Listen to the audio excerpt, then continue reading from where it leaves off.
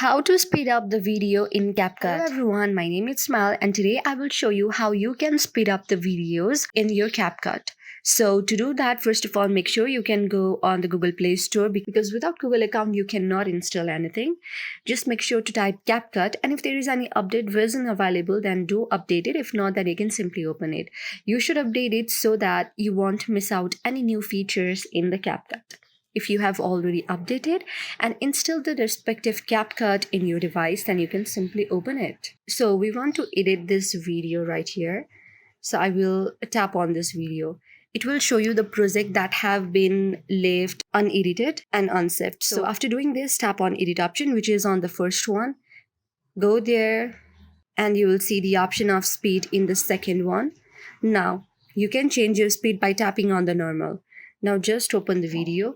I will just mute my music. Now when I tap on 2x, my video will be edited 2x faster.